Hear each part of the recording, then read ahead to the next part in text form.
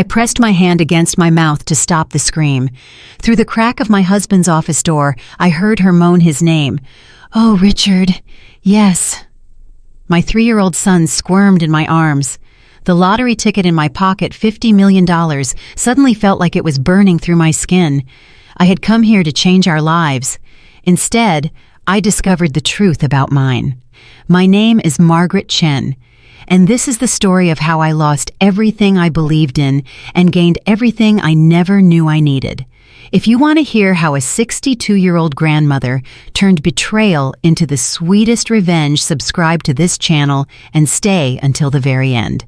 Drop a comment telling me which city you're watching from. I want to know how far my story has traveled. Now let me take you back to the beginning. The morning of March 15th started like every other morning for the past 37 years. I woke up at 5:47 a.m. 13 minutes before my alarm, because my body had been trained by decades of routine. Richard was already gone. His side of the bed was cold, the sheets barely wrinkled. He must have left hours ago. "Big meeting with investors," he had mumbled the night before when I asked about his early schedule. "Don't wait up." I didn't wait up. I never waited up anymore. I shuffled to the kitchen of our house in Greenwich, Connecticut, a house that Richard had picked, decorated, and paid for. A house where I had raised 3 children, hosted hundreds of dinner parties, and slowly, quietly disappeared. The coffee maker beeped. I poured myself a cup and stood at the window, watching the sun rise over our 2-acre property. The gardeners would arrive at 8, the housekeeper at 9. My life was a perfectly choreographed performance, and I was merely a background dancer. My phone buzzed. A text from my daughter, Christine. "Mom, can you watch Emma today? Sitter canceled. Emergency at work. Please." Emma, my 3-year-old granddaughter, the only person in this world who still looked at me like I mattered. "Of course, sweetheart," I typed back. "Bring her over whenever." Christine arrived 45 minutes later, looking frazzled in her power suit, her blonde hair escaping from its bun. "You're a lifesaver, Mom." She thrust Emma into my arms and kissed my cheek. "I'll pick her up by 6, maybe 7. I'll text you." "Take your time. We'll have fun, won't we, Emma?" Emma wrapped her chubby arms around my neck. "Gamma, we play tea party." "We'll play whatever you want, baby girl." Christine was already backing toward the door. "Thanks, Mom. Oh, and Dad called me yesterday. Said you've been difficult lately. What's that about?" My stomach tightened. "I asked him to come to Dr. Peterson's appointment with me next week. He said he was too busy." "Mom, you know how he is." The company." "The company? Yes, I know." Christine sighed. "I'll talk to him, okay? Love you. Bye, Emma Bear." The door slammed. Emma looked up at me with her big brown eyes, my eyes the ones that skipped a generation. "Gamma sad?" I forced a smile. "Gamma's fine, sweetheart. Let's get you some breakfast." The morning passed slowly. Emma and I made pancakes more on her face than in her belly and watched cartoons. Around 11, I realized we were out of milk. "Want to go on an adventure, Emma?" She clapped her hands. Adventure, adventure. I bundled her into her car seat and drove to the Safeway on Post Road. It was a gray day, the kind of Connecticut spring day that couldn't decide between rain and shine. I pulled into the parking lot and was unbuckling Emma when I noticed the lottery sign flashing in the window of the small convenience store next to Safeway. Mega Millions. Jackpot $50 million. I never played the lottery. Richard called it a tax on people who can't do math, but something made me stop. Something made me stare at that sign. "Pretty lights." Emma pointed at the flashing numbers. "Yes, baby, pretty lights." I don't know why I did it. Maybe it was Christine's comment about being difficult. Maybe it was waking up alone again. Maybe it was 37 years of being told what to think, what to wear, what to say at dinner parties. I carried Emma into the convenience store. The woman behind the counter was older than me, with kind eyes and arthritic hands. Her name tag said Dorothy. "Can I help you, dear?" I'd like to buy a lottery ticket, the Mega Millions." Dorothy smiled. "First time? Is it that obvious? You've got that look, like you're doing something naughty. She winked. I like it. Quick pick, or you want to choose your own numbers? I thought for a moment. My own numbers. Even better. What'll it be? I rattled off the numbers without thinking. 3, 15, 22, 37, 45. And the mega ball, 7. Any significance? March 15th today, the day I decided to do something for myself. 22 is my daughter's birthday. 37 years of marriage. 45 is how old I was when I realized, well, never mind. And 7 is for luck. Dorothy printed the ticket and handed it to me. I hope you win, dear. You seem like you could use some good news. Thank you, Dorothy. I tucked the ticket into my purse and forgot about it. The rest of the day was ordinary. Emma and I had lunch, took a nap, played tea party. At 4 o'clock, I turned on the television to check the weather, and that's when I saw it. The Mega Millions drawing was happening live. And tonight's winning numbers are... The announcer's voice was bright artificial. 3, 15, 22, 37, 45, and the mega ball is 7. I stared at the screen. Emma tugged at my sleeve. Gamma, Gamma, what's wrong? My hands were shaking as I dug through my purse. The ticket was crumpled at the bottom next to a grocery receipt and a pack of tissues. I smoothed it out against my thigh. 3, 15, 22, 37, 45, mega ball 7. Oh my God. Gamma said bad word. Oh my God. Oh my God. Oh my God. I checked again, and again, and again. $50 million. I had won $50 million. The room started spinning. I grabbed the edge of the couch to steady myself. $50 million. More money than Richard's entire company was worth. More money than I had ever seen, touched, or imagined. My very first thought was, I have to tell Richard. 37 years of conditioning. 37 years of ask Richard. Check with Richard. What does Richard think? I grabbed Emma and my purse. Baby, we're going to see Grandpa at his office. Won't that be fun? Grandpa, I like Grandpa's candy. Richard kept a bowl of butterscotch candies on his desk. Emma loved them. It was the only sweet thing about him anymore. I drove to Hartford in a daze.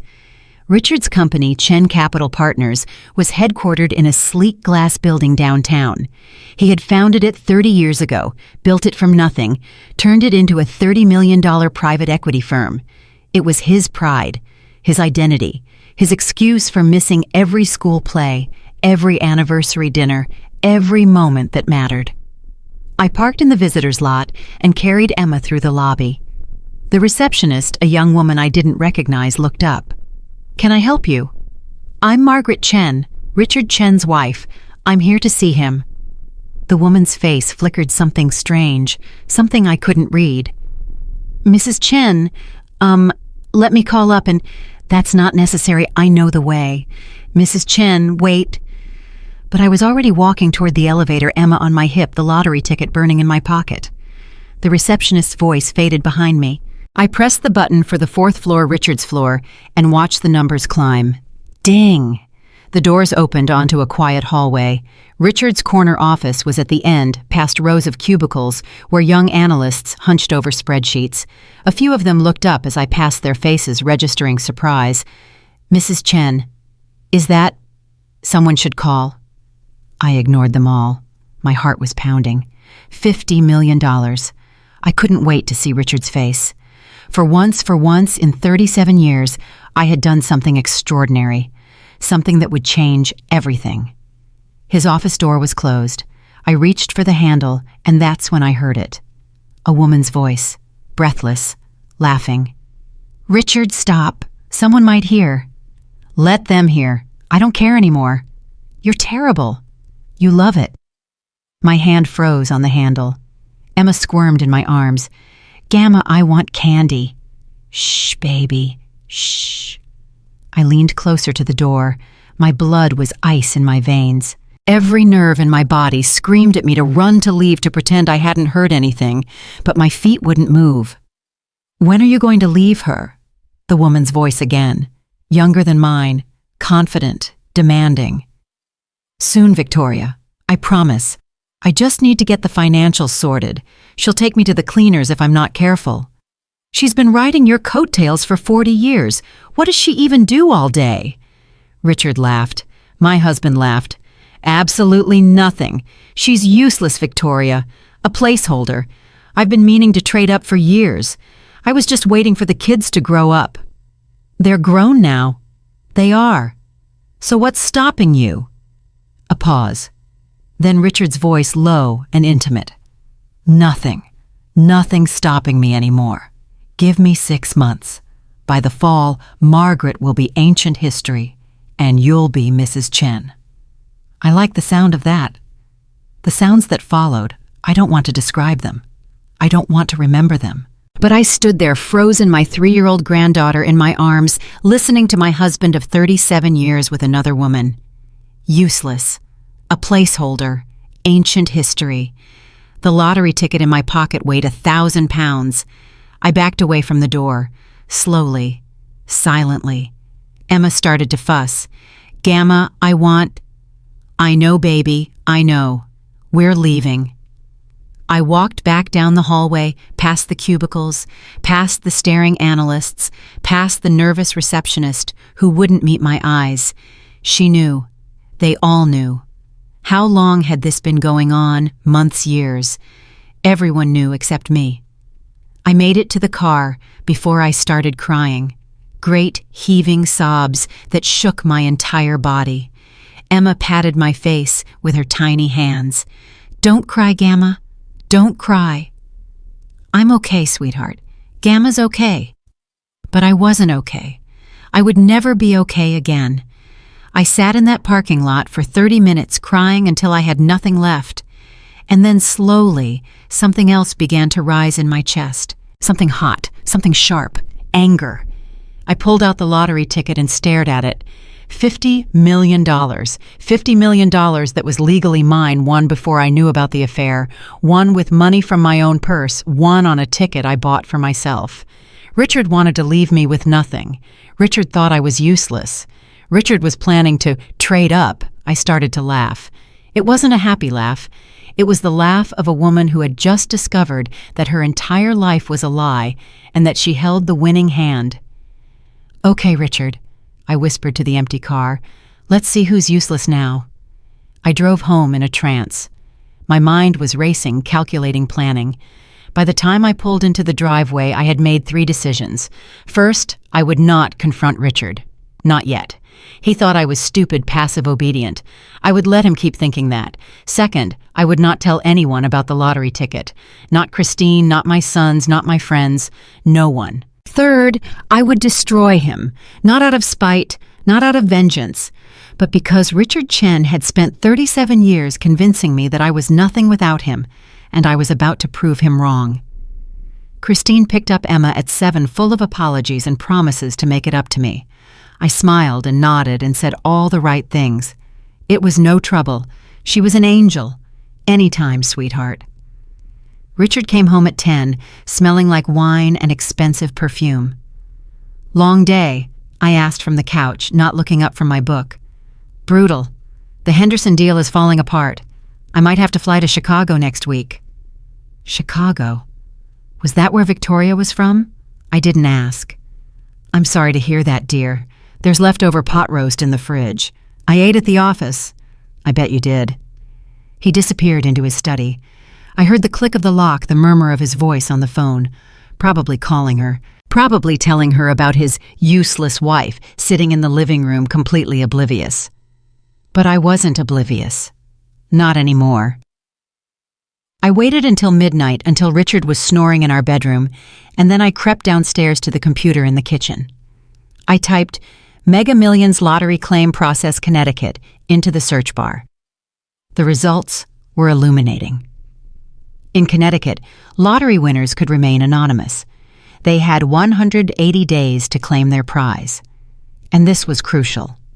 Lottery winnings were considered individual property unless specifically commingled with marital assets. If I was careful, if I was very, very careful, Richard would never know about the money until it was too late. I needed a lawyer. Not our family lawyer who had golfed with Richard for 20 years. someone new, someone who would be loyal to me alone. I searched for divorce attorneys, Greenwich, Connecticut. The first name that came up was a woman, Patricia Blackwell, Esquire. Her website showed a silver-haired woman with sharp eyes and a sharper smile. Her tagline was, "Protecting what's yours." I wrote down her number. Then I cleared the browser history, turned off the computer, and went to bed next to my husband. He reached for me in his sleep like he always did. An automatic gesture, meaningless and mechanical. I lay there in the dark, staring at the ceiling, and smiled. The next morning I called Patricia Blackwell's office. "Blackwell Law, how may I direct your call?" "I'd like to make an appointment with Ms. Blackwell as soon as possible." "May I ask what this is regarding?" "Divorce, and a financial matter. A significant financial matter." There was a pause. "How significant?" $50 million significant." Another pause, longer this time. "Ms. Blackwell has an opening at 2 o'clock this afternoon. Can you come in then?" "I'll be there." Nah. Patricia Blackwell's office was in Stamford, far enough from Greenwich that I wouldn't run into anyone I knew. The building was modern, all glass and steel, nothing like the wood-paneled old-money law firms Richard preferred. Patricia herself was exactly like her photograph, silver hair, sharp eyes, sharper smile. She rose when I entered and shook my hand firmly.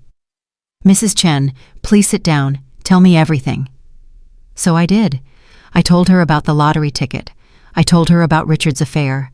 I told her about 37 years of being dismissed, diminished, ignored. Patricia listened without interrupting. When I finished, she leaned back in her chair and steepled her fingers. "Let me make sure I understand. You won $50 million in the lottery yesterday. Last night you discovered your husband has been having an affair and plans to divorce you within 6 months, and you want to make sure he gets nothing." "Yes." "You came to the right place, Mrs. Chen." Tisui. For the next hour, Patricia outlined a strategy. The lottery winnings were mine, but only if I claimed them properly. I would need to set up a trust in my name alone before depositing the money. I would need to document Richard's affair thoroughly before filing for divorce. And I would need to be absolutely, completely silent about all of it. "Your husband thinks you're oblivious," Patricia said. "Let him keep thinking that. The longer he underestimates you, the more rope he has to hang himself." "How do I document the affair?" "Private investigator. I have several on retainer. They're discreet and thorough." "And the lottery money?" "You'll claim it through the trust. I'll set up the paperwork. The money will be deposited in an account that Richard doesn't know exists. As far as he's concerned, you're still the same useless wife you've always been." I flinched at the word. Patricia noticed. "That's what he called you, isn't it, useless?" "Among other things." Patricia's eyes hardened. "Mrs. Chen, I've been doing this for 30 years. I've seen men like your husband countless times. They take and take and take, and they think their wives will never fight back because they've been trained not to. They're wrong. They're always wrong.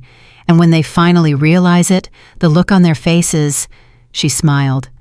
"That's why I do this job." I felt something loosen in my chest. For the first time in decades, I felt like someone was on my side. "What do I do now?" "You go home. You act normal. You don't change anything. Not your routine, not your demeanor, not your bank accounts. You let Richard keep thinking he's in control, and you let me do my job." "For how long?" 3 to 6 months, depending on how much evidence we can gather. Then when the time is right, we strike." 3 to 6 months. The same timeline Richard had given Victoria. "One more thing, Mrs. Chen." "Yes." "That lottery ticket. Do you have it with you?" I pulled it from my purse. Patricia took it carefully like it was made of glass. "I'll put this in my safe until we can claim it properly. No one will touch it except you and me. Do you trust me?" I looked at this woman I had met an hour ago, a stranger, a lawyer, but she had listened to me, really listened in a way that Richard hadn't in years. "Yes," I said. "I trust you." Patricia smiled. "Good. Then let's begin." I drove home with my heart pounding. The house was empty when I arrived. Richard at work, the housekeeper gone for the day. I stood in the foyer of my beautiful prison and looked around with new eyes. The crystal chandelier Richard had bought in Venice, the antique furniture his mother had left us, The photographs on the mantel our wedding day, the children's graduations, 37 years of memories that I now knew were built on lies. I picked up my wedding photo. Young Margaret smiling in white lace, clinging to young Richard's arm like he was a life raft. I didn't recognize that girl anymore. She had drowned long ago. I set the photo face down on the mantel, then I went to the kitchen, poured myself a glass of wine, and began to plan. The private investigator's name was Frank Delgado. Patricia sent him to my house 3 days later while Richard was at work. Frank was exactly what I expected, mid-50s rumpled suit face like a bloodhound. He didn't shake my hand or make small talk. "Mrs. Chen, I understand you need surveillance on your husband." "Yes, workplace and personal, both. Any idea who the other woman is?" "Her name is Victoria, that's all I know." Frank wrote in a small notebook. "I'll have a preliminary report within a week, full documentation within a month. Photos, videos, financial records if there are any shared accounts." Financial records. You'd be surprised how many men set up their mistresses with apartments, cars, credit cards. If your husband's been spending marital funds on this woman, that's leverage. I hadn't thought of that. Richard controlled all our finances. I had access to a joint checking account for household expenses, but everything else, investments, retirement funds, business accounts, was in his name. "Find everything," I said. Frank nodded. "I will, Mrs. Chen. I always do." The next month was the longest of my life. I performed my role perfectly. I cooked Richard's meals. I attended his business dinners. I smiled at his colleagues' wives and pretended not to notice the pitying looks they gave me. Did they know? How many of them knew Richard was careful, or he thought he was? But now that I was paying attention, I saw things I had missed before. The late nights that had become later. The business trips that always fell on weekends. The way he angled his phone away from me when he texted. "Who are you talking to, dear?" "Just Jim from the office. Boring work stuff." Liar. Meanwhile, Patricia worked behind the scenes. The lottery winnings were claimed through a trust called March 15th Holdings, the date I had bought the ticket, the date my life had changed. After taxes, the amount deposited was just over $31 million. $31 million. In an account Richard didn't know existed, under a name he would never recognize. I was rich. For the first time in my life, I was truly independently rich, and Richard had no idea. Frank's reports came weekly. Victoria Hartwell, age 34, marketing director at a cosmetics company, single, no children. Richard had been seeing her for 18 months. 18 months. A year and a half of lies. There were photos. Richard and Victoria at restaurants. Richard and Victoria leaving her apartment building. Richard and Victoria kissing in his car, parked in a lot he thought was private.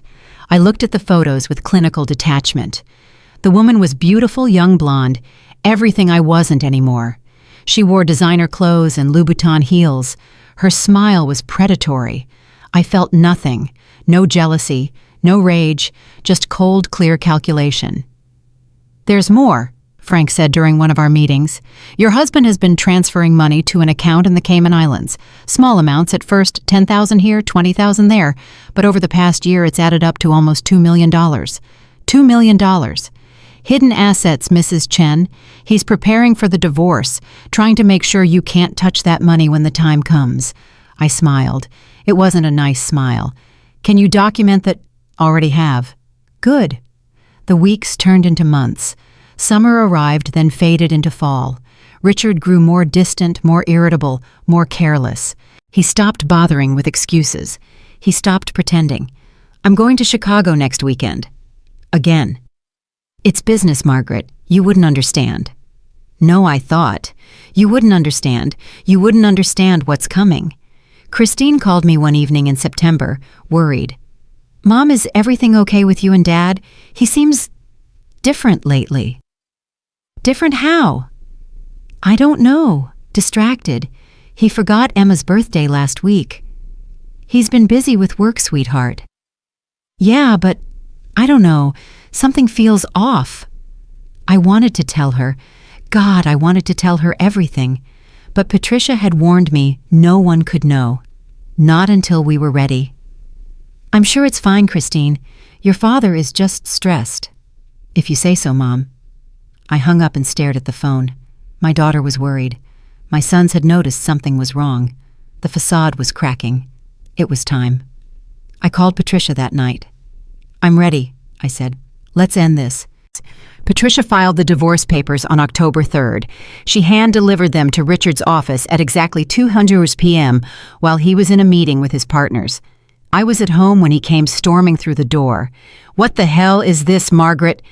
He was holding the papers in his fist, his face purple with rage. I had never seen him so angry. I looked up from my book calmly. Divorce papers, Richard. I assume you can read. You're divorcing me. It appears so. On what grounds? Adultery?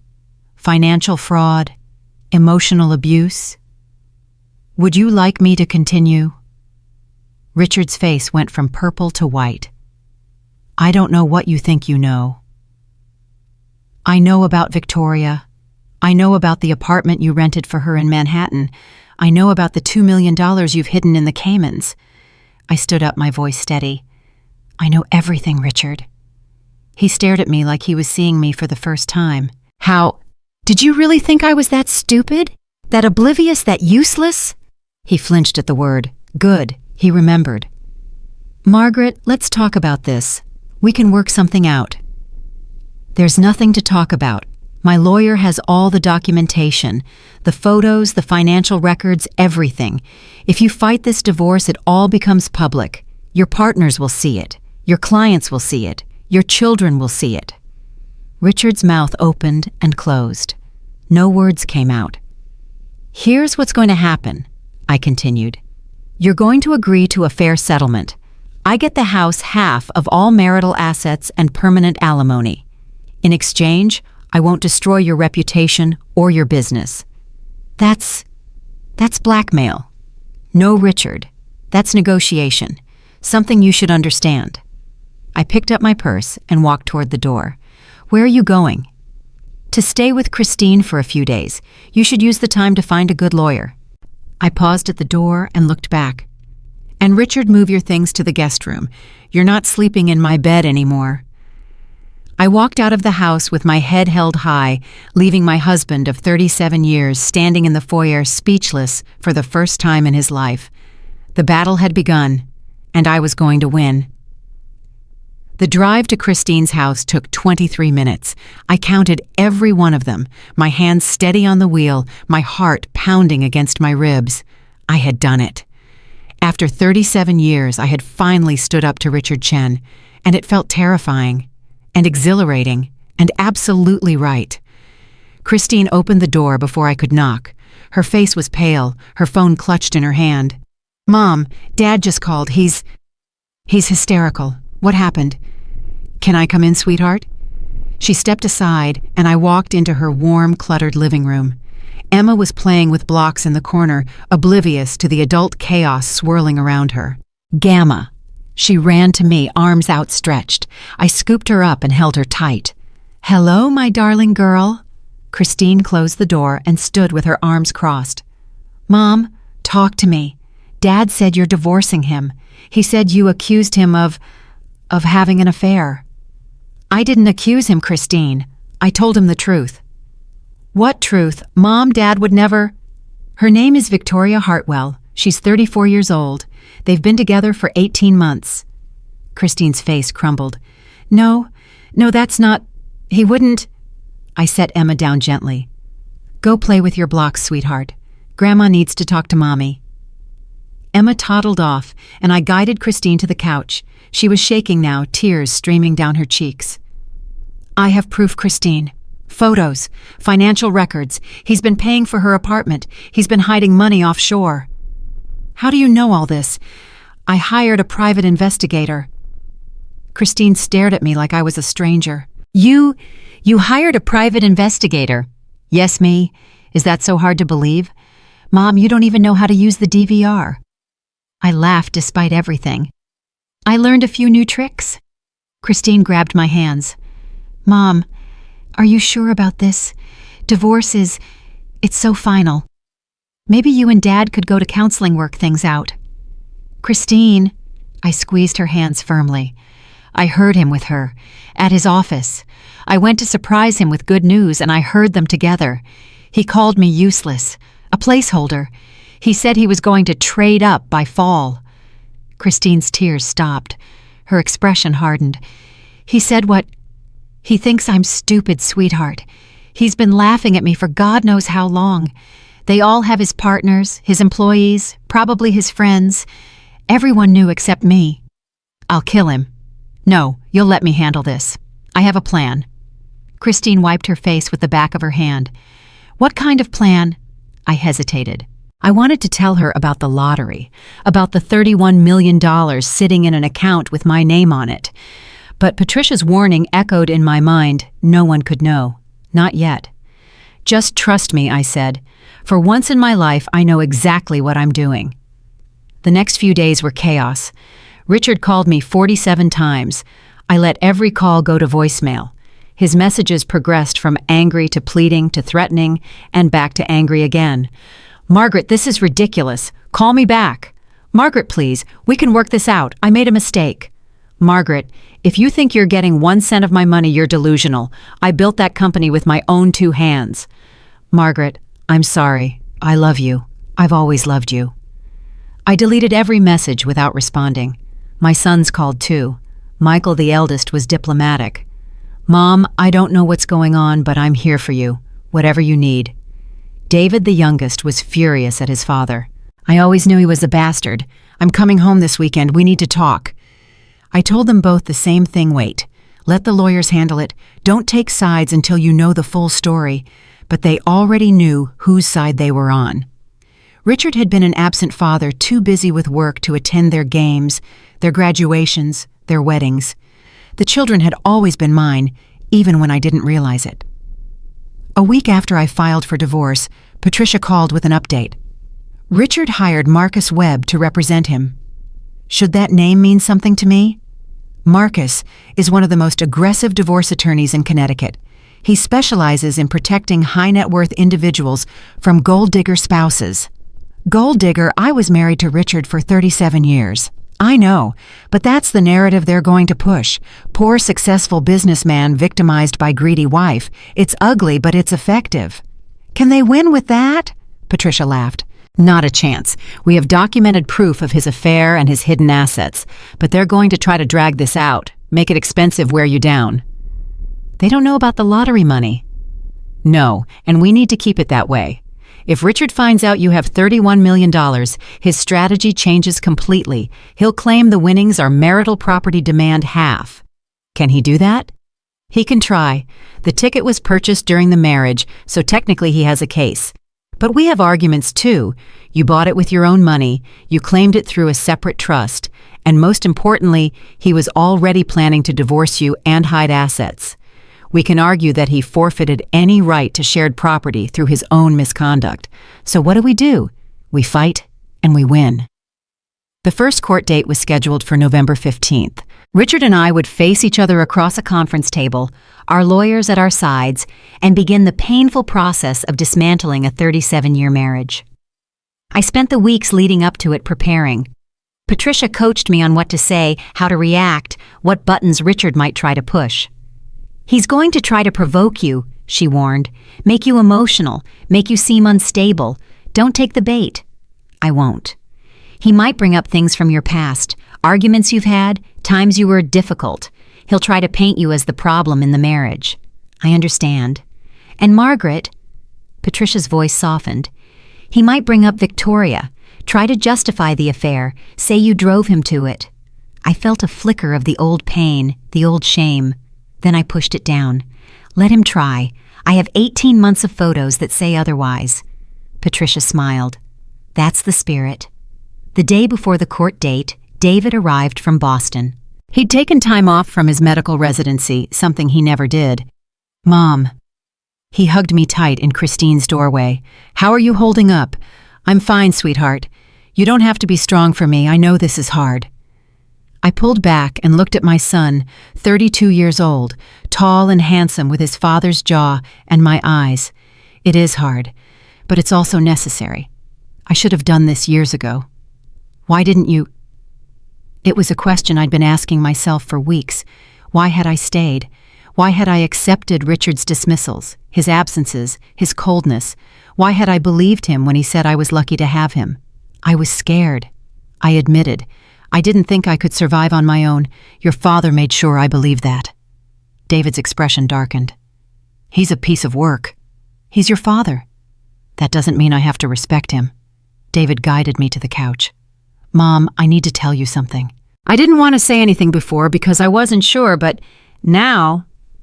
What is it? A few years ago, I saw Dad with a woman at a restaurant in New York. I was there for a conference. They were holding hands. I confronted him about it, and he said it was a client, made me feel like an idiot for even asking. My heart sank. How many years ago? 5, maybe 6. So this isn't his first affair. I don't think so, Mom. I'm sorry. I should have told you. I patted his hand. You were protecting me. I understand. I was protecting him. I didn't want to believe it. We sat in silence for a moment. Then David spoke again.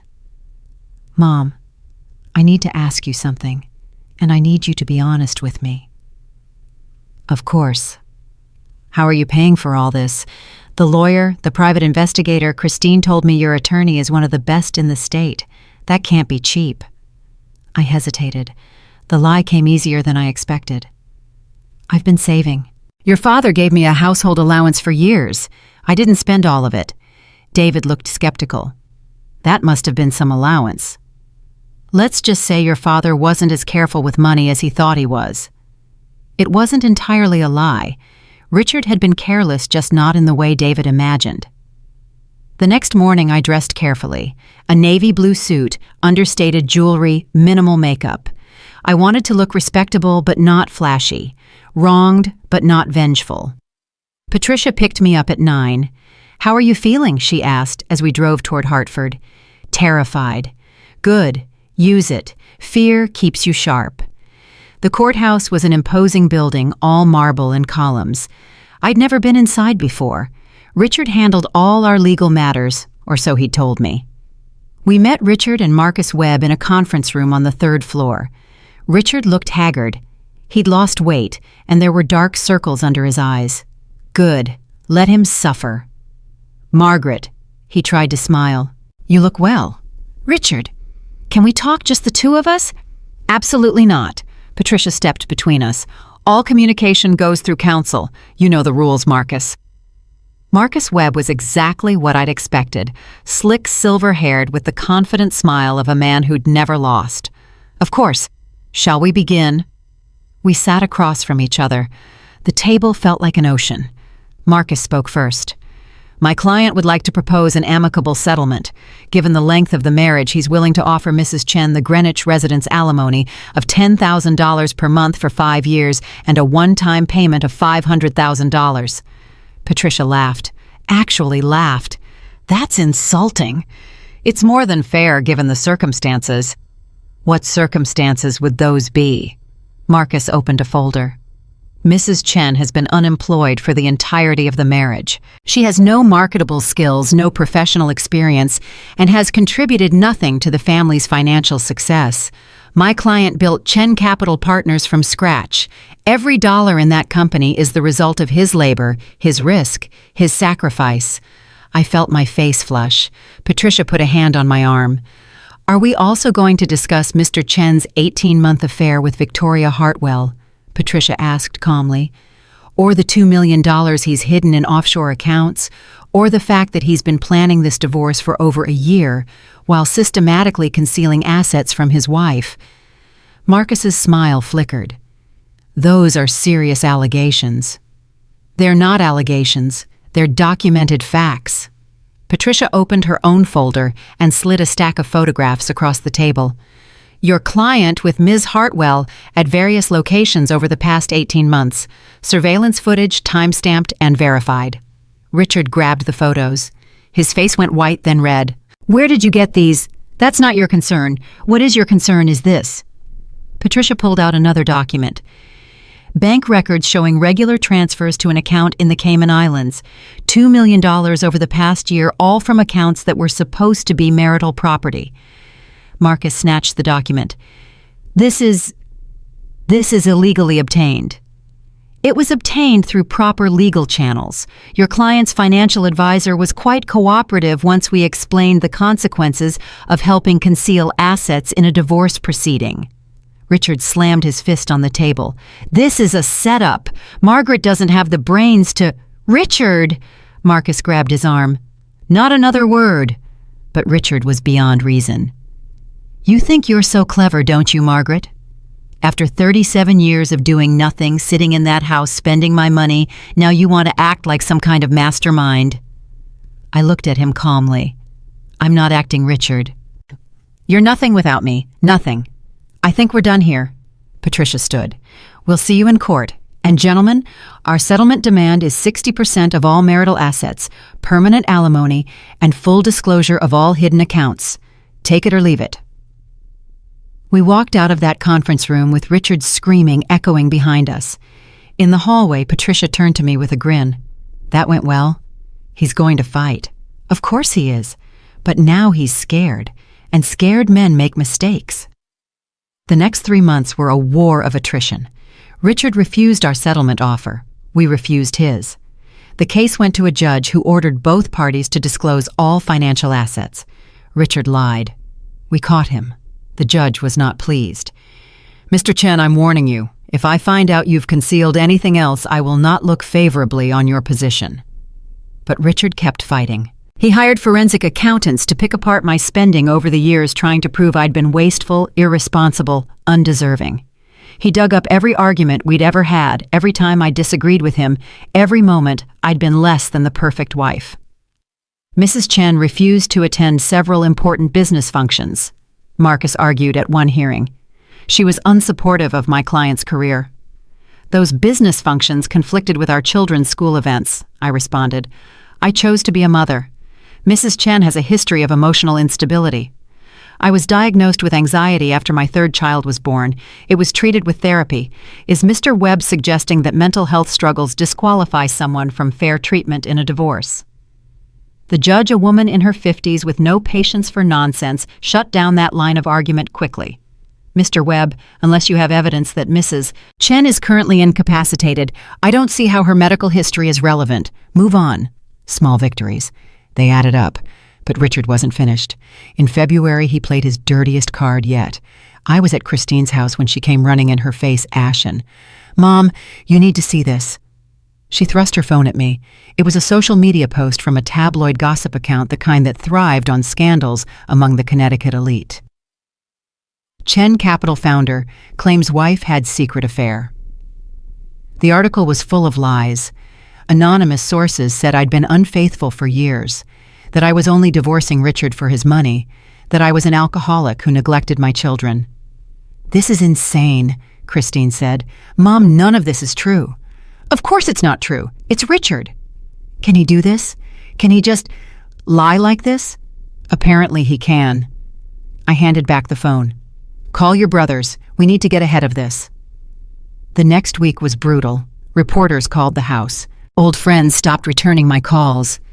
At the grocery store, women who'd sat next to me at charity galas whispered as I passed. But I kept my head high. I had truth on my side. Patricia filed a defamation lawsuit. The tabloid couldn't produce their anonymous sources.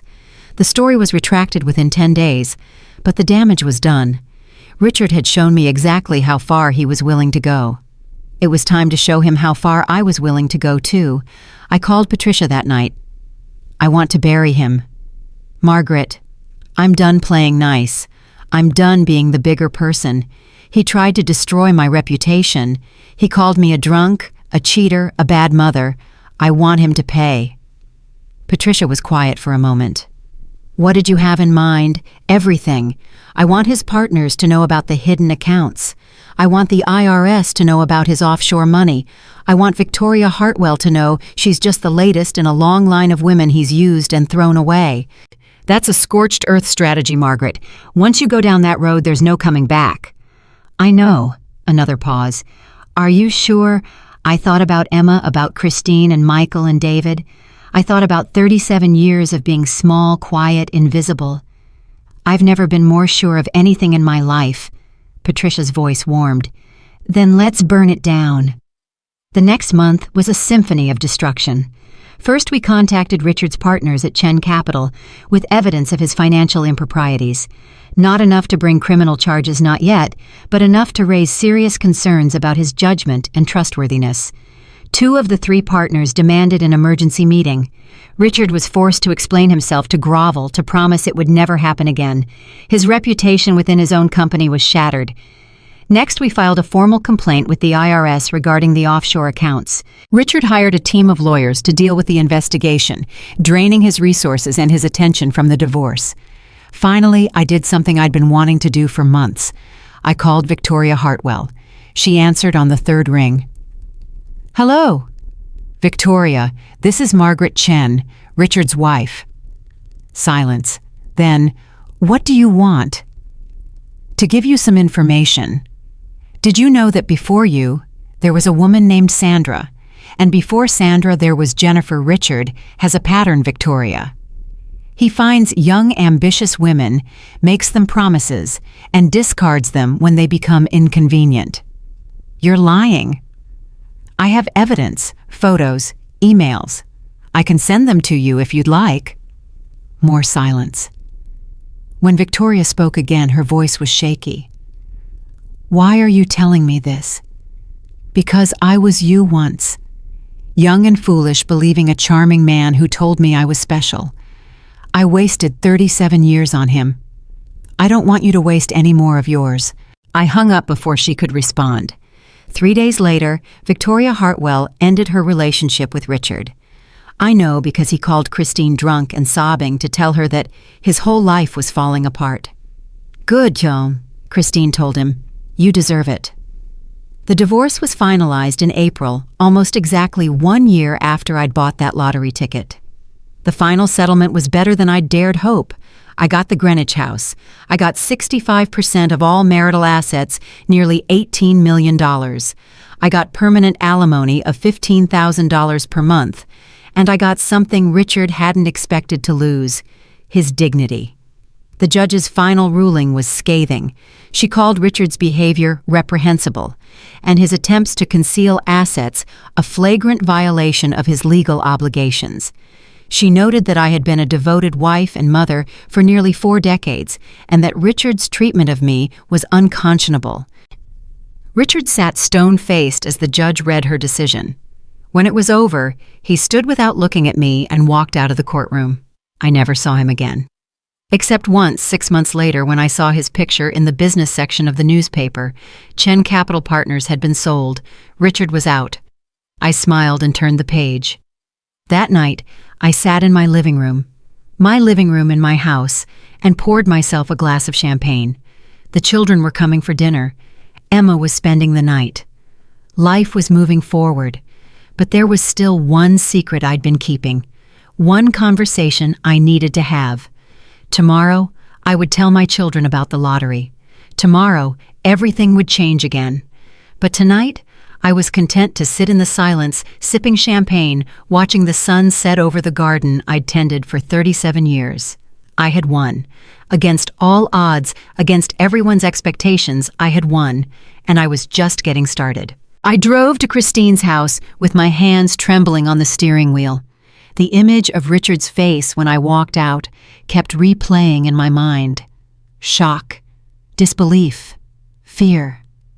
For the first time in 37 years, my husband had looked at me like I was someone he didn't recognize. Good, because the woman he thought he married had died the moment I heard him call me useless. Christine was waiting at the door when I pulled into her driveway. Emma was on her hip, and her face was streaked with tears. Mom, what happened? Dad called me screaming. He said you've lost your mind. I stepped inside and took Emma from her arms.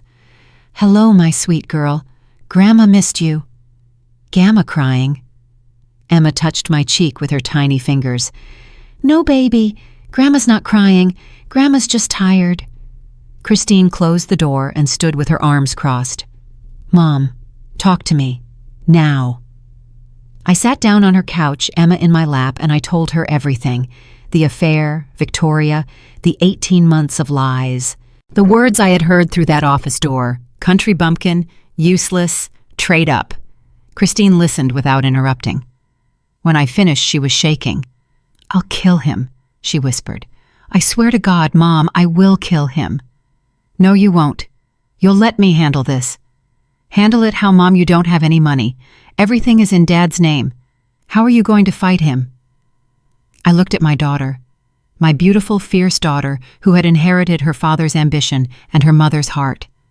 I wanted to tell her about the lottery. I wanted to see her face when she learned that her useless mother was worth $31 million. But I couldn't. Not yet. Patricia had warned me that the more people who knew, the greater the risk of Richard finding out. "I have a lawyer," I said instead. "A good one. And I have evidence. That's all you need to know for now." "But Mom, Christine," I squeezed her hand. "Trust me. For once in my life, I know exactly what I'm doing." She stared at me for a long moment. Then she nodded slowly. "Okay, Mom. Okay. But I'm here. Whatever you need." "I know, sweetheart. I know."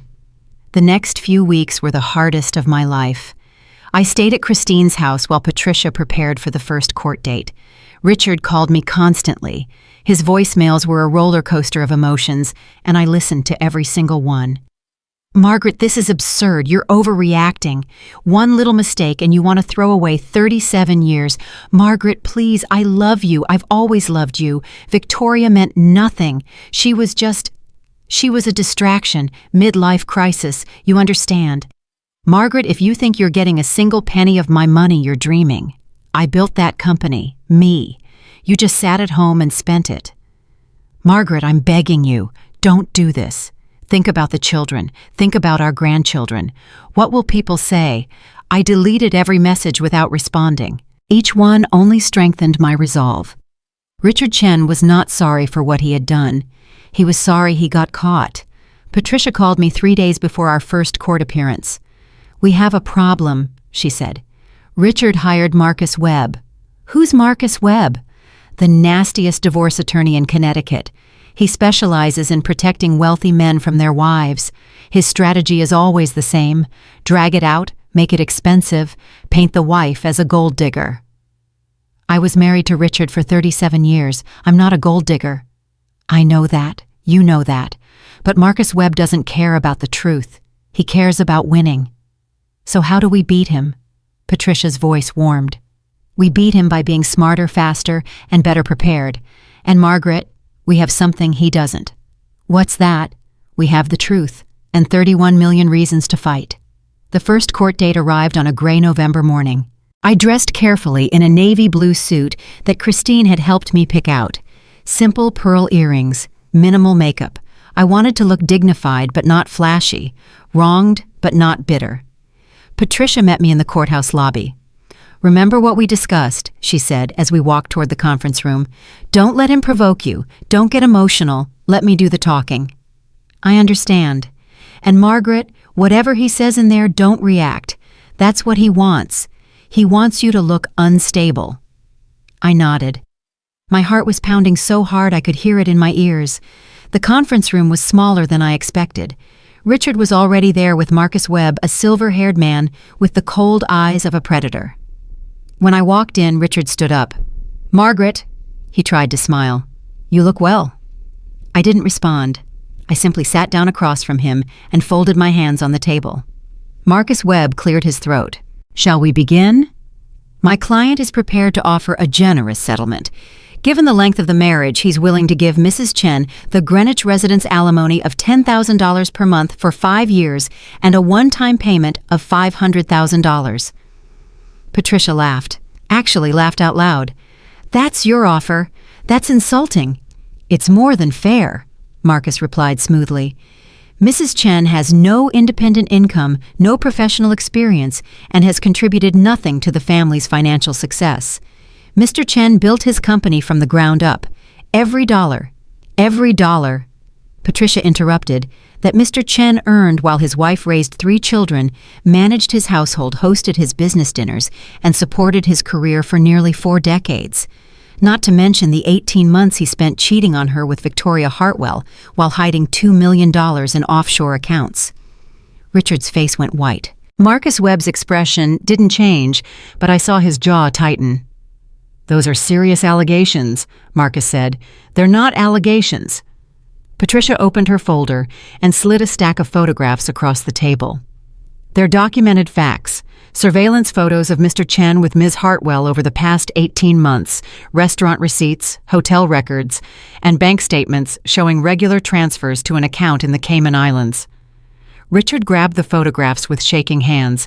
His face cycled through white, red, and purple. "Where did you get these?" he demanded. "This is illegal. This is evidence," Patricia said calmly. "Evidence that your client violated his marriage vows and attempted to hide marital assets.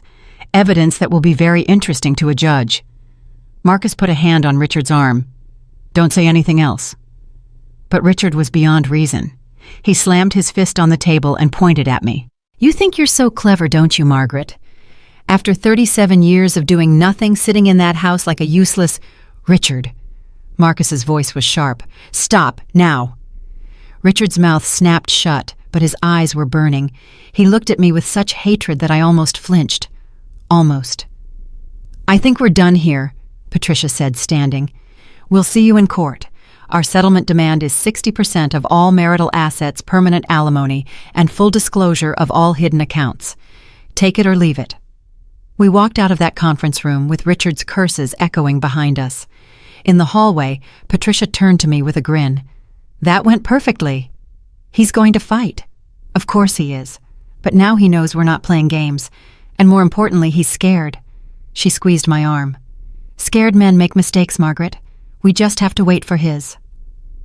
The waiting was the hardest part. Weeks turned into months. Christmas came and went, the first one I had ever spent without Richard. I celebrated with my children and grandchildren at Christine's house, and it was the happiest holiday I could remember. No tension, no walking on eggshells, no checking Richard's mood before speaking. Just family, just love. But the divorce dragged on. Richard refused every settlement offer.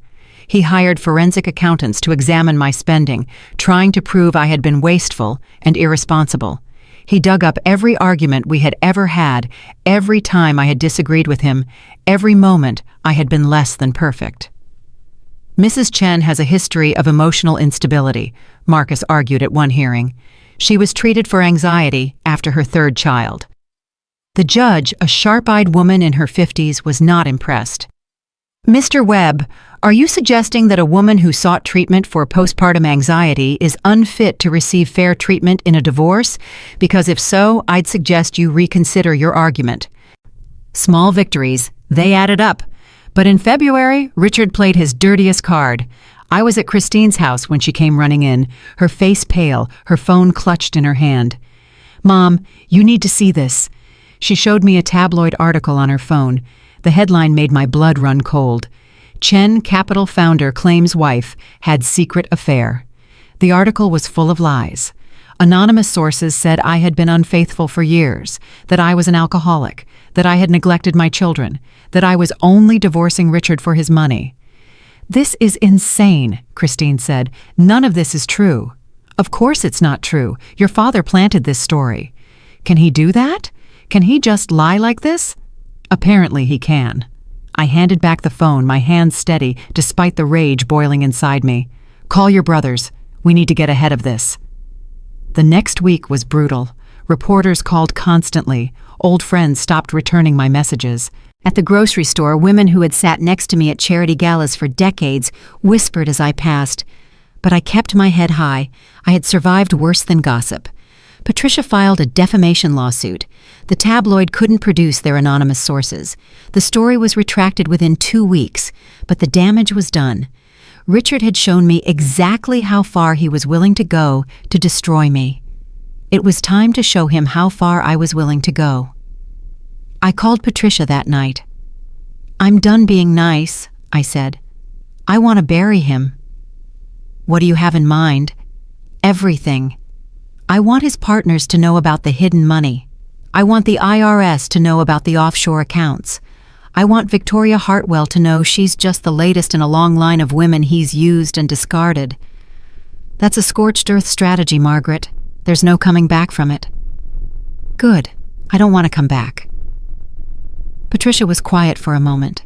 Then she said, "All right, let's burn it all down." The next month was a symphony of destruction.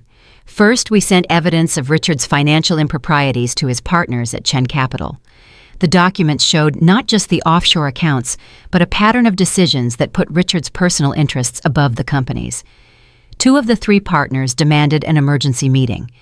Richard was forced to explain himself to grovel, to promise it would never happen again. His reputation within his own company was destroyed. Next, we filed a formal complaint with the IRS. Richard had to hire an army of lawyers and accountants to deal with the investigation. His legal bills skyrocketed. His attention was divided. And then I did something I had been wanting to do for months. I called Victoria Hartwell. She answered on the 3rd ring, her voice wary. "Hello? Victoria, this is Margaret Chen, Richard's wife." Silence. "What do you want?" she finally asked. "To give you some information. Did Richard ever tell you about Sandra or Jennifer or the woman before them whose name I never learned? I don't know what you're talking about. Richard has a pattern, Victoria. He finds young women, makes them promises, and discards them when they become inconvenient. I have photographs, emails. I can send them to you if you'd like." More silence. When Victoria spoke again, her voice was shaking. "Why are you telling me this?" "Because I was you once, young and foolish, believing a charming man who told me I was special. I wasted 37 years on him. I don't want you to waste any more of yours." I hung up before she could respond. 3 days later, Victoria Hartwell ended her relationship with Richard. I know because he called Christine drunk and sobbing to tell her his whole life was falling apart. "Good," Christine told him. "You deserve it." The divorce was finalized in April, almost exactly 1 year after I had bought that lottery ticket. The judge's ruling was everything I had hoped for, and more. I got the house. I got 65% of all marital assets, nearly $18 million. I got permanent alimony of $15,000 per month. But more than that, I got something Richard never expected to lose: his dignity. The judge called his behavior reprehensible. She called his attempts to hide assets a flagrant violation of his legal obligations. She noted that I had been a devoted wife and mother for nearly 4 decades, and that his treatment of me was unconscionable. Richard sat stone-faced as the judge read her decision. When it was over, he stood without looking at me and walked out of the courtroom. Good riddance. That evening, I sat in my living room with a glass of wine and watched the sun set over the garden I had tended for 37 years. The house was quiet. The children had gone home after celebrating with me. Emma had given me a drawing of a rainbow with the words "Gamma wins" written in crayon. I had won. Against all odds, against everyone's expectations, against a man who had spent decades convincing me I was nothing. But there was still one secret I was keeping, one truth I hadn't shared. Tomorrow I would tell my children about the lottery, about the $50 million I had won on the same day I discovered their father's betrayal, about the $31 million that had been sitting in an account they knew nothing about. Tomorrow everything would change again, but tonight I simply sat in the silence and smiled. Richard Chen had underestimated me for 37 years. That was the biggest mistake of his life, and I had made absolutely certain he would never forget it. I woke up the next morning with a strange feeling in my chest. It took me a moment to recognize it. Peace. For the first time in decades, I woke up without dread, without the weight of Richard's expectations pressing down on me. The divorce was final. The house was mine. My children knew the truth about their father, but there was still one secret I had been carrying for over a year, one truth that would change everything. I picked up my phone and sent a group text to Christine, Michael, and David. "Family dinner tonight, my house, 6 p.m., important." Christine responded immediately. "Is everything okay, Mom?" "Everything is fine, sweetheart. I just have something to tell you all." Michael wrote back. "Should I be worried?" "No, just be there." David's response was the most David thing possible. "This better not be about you dating again. I'm not ready for that conversation." I laughed out loud. Dating. The thought hadn't even crossed my mind. I had bigger things to share. I spent the day preparing. I cooked a proper dinner for the first time in months. Roast chicken, mashed potatoes, green beans, homemade rolls.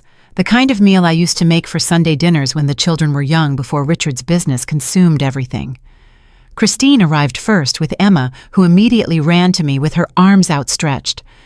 "Gamma, Gamma, I made you a picture." She thrust a crumpled piece of paper at me. It was a drawing of 2 stick figures, one big and one small, holding hands under a yellow sun. "That's me and you," Emma explained proudly. "We're at the beach." "It's beautiful, sweetheart. I'm going to put it on the refrigerator." Christine watched me with curious eyes. "Mom, you're being weird. What's going on? Wait until your brothers get here." Michael arrived 20 minutes later with his wife Jennifer and their twin boys, who were 6 years old and full of energy. David came alone, still in his scrubs from the hospital. "Sorry I'm late," he said, kissing my cheek. "Emergency surgery ran long." "You're here now. That's what matters." We ate dinner together, the conversation flowing easily. The children talked about work, about their lives, about plans for the summer. Emma showed off her drawing to her cousins. Jennifer complimented the food. It felt normal. It felt like family. When the plates were cleared and the children were playing in the living room, I gathered my 3 adult children around the kitchen table. "I need to tell you something," I said. "Something I've been keeping secret for over a year." Christine leaned forward. "Mom, you're scaring me."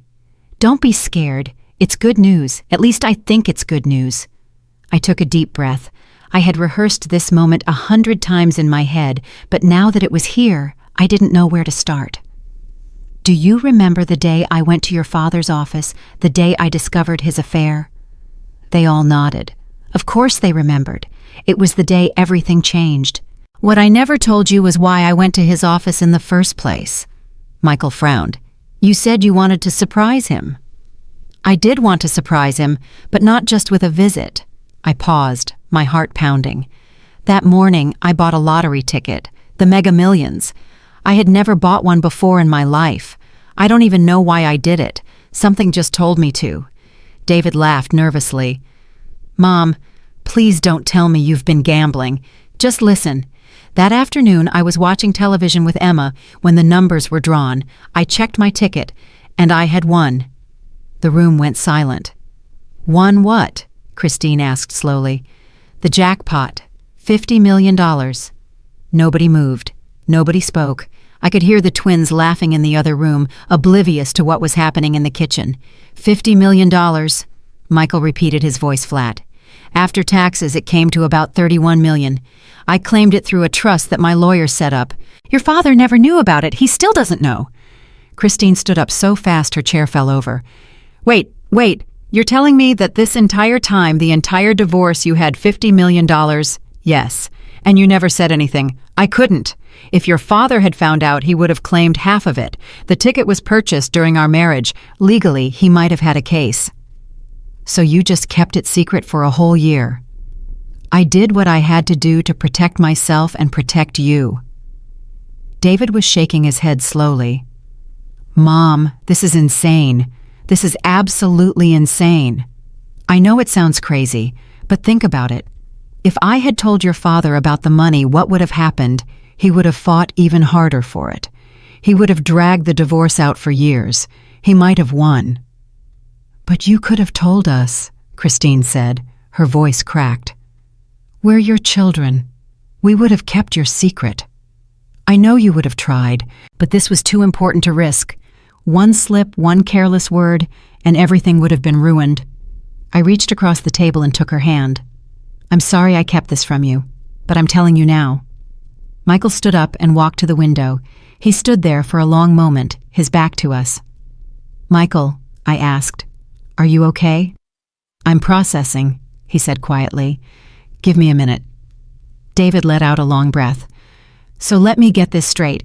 You won $50 million. You kept it secret. You hired a lawyer and a private investigator. You documented Dad's affair and his hidden money. You fought him in court for a year, and you won. Yes. All by yourself. With help, but yes. David started to laugh. It started as a chuckle and built into a full-body laugh that brought tears to his eyes. Mom, he gasped between laughs, you are the most incredible person I have ever met. I don't know about incredible. I was just trying to survive. No. He grabbed my hands. You didn't just survive. You won. You beat him at his own game. Dad spent his whole career making deals, manipulating people, thinking he was the smartest person in every room. And you outplayed him without him ever seeing it coming. Michael turned from the window. His eyes were red. Mom, I owe you an apology. For what? For every time I doubted you. Every time I thought you were just Dad's wife. Every time I didn't see you as your own person. He walked over and hugged me tight. I'm proud of you. I'm so damn proud of you.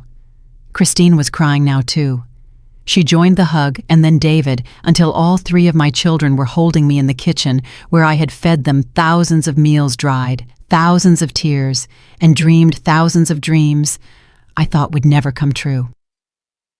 So what happens now? Christine asked when we finally pulled apart. Now we live, I said simply. I'm going to set up trusts for each of you, for the grandchildren too. Not so much that it spoils anyone, but enough to help.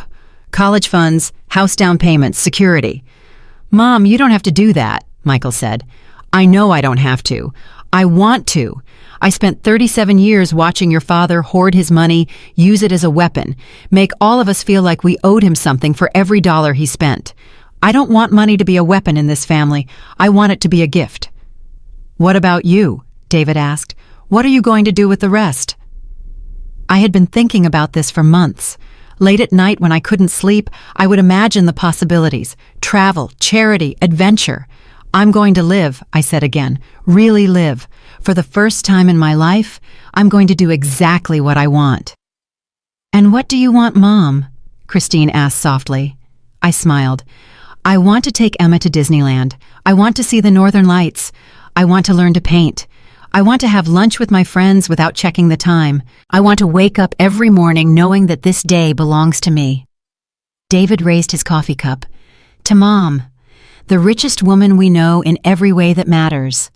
We clinked our cups together, and for the first time in over a year, I felt the weight of my secret lift from my shoulders. The following weeks were busy in the best possible way. Patricia helped me set up the trusts for my children and grandchildren. Each child would receive $2 million managed conservatively until they needed it. Each grandchild had a college fund of $500,000. The rest stayed in my accounts invested carefully. I wasn't extravagant. I didn't buy a mansion or a yacht or any of the ridiculous things people expect lottery winners to buy. I kept my house, I kept my car, I kept my life. But I did make some changes. I hired a full-time assistant, a sharp young woman named Rachel, who helped me manage my schedule and my correspondence. I donated $1 million to the domestic violence shelter in Hartford. I funded a scholarship program for single mothers returning to college. And I called Dorothy, the woman who had sold me the lottery ticket, the kind-eyed stranger who had wished me luck. I found her at the same convenience store, still working behind the counter, still selling lottery tickets to hopeful strangers. Can I help you, dear? She asked when I walked in. Dorothy, I don't know if you remember me. I came in about a year ago. You sold me a Mega Millions ticket. Dorothy squinted at me. Then her face lit up with recognition. Oh my goodness, you're the one who won. I am. I saw it on the news, but they never showed a picture. I always wondered if it was you. She came around the counter and hugged me like we were old friends. I knew it. I knew the moment you walked in that something special was going to happen. You were right. Something special did happen. I handed her an envelope. She looked at it suspiciously. What's this? Open it. She did. Inside was a check for $50,000. Dorothy's hands started shaking. I can't accept this. Yes, you can. You told me you hoped I would win, and you hoped I could use some good news. Well, I won, And now I'm sharing the good news with you." Tears streamed down Dorothy's wrinkled face. "But why? You don't even know me." "Because you were kind to me on a day when I needed kindness. You had no idea who I was or what I was going through, but you treated me like a friend. That means something. That means everything." Dorothy hugged me again, crying into my shoulder. When she pulled back, she was laughing through her tears. "You know what? I'm going to retire. I've been working in this store for 30 years and I'm going to finally retire." "Good. You deserve it. And you," she said, pointing at me with a shaky finger, "you are going to have a wonderful life. I can feel it." "I already do, Dorothy. I already do." 2 months after I told my children about the lottery, I received an unexpected phone call. "Mrs. Chen, this is Victoria Hartwell." I almost hung up, the woman who had destroyed my marriage calling me. But something made me hesitate. "What do you want, Victoria?" "I want to apologize." Silence stretched between us. I didn't know what to say. "I know that probably sounds hollow," Victoria continued, "after everything that happened, but I need you to know that I'm sorry. I was wrong. I knew he was married and I didn't care. I told myself all sorts of lies to justify it. He was unhappy. You didn't appreciate him. The marriage was already over." "It wasn't over," I said quietly. "Not until he made it over." "I know that now. I know a lot of things now that I didn't know then." "What changed?" Victoria laughed bitterly. "He did. Or rather, he showed me who he really was. After you called me after I confronted him about the other women he turned on me, called me crazy, said I was just like you, paranoid and jealous.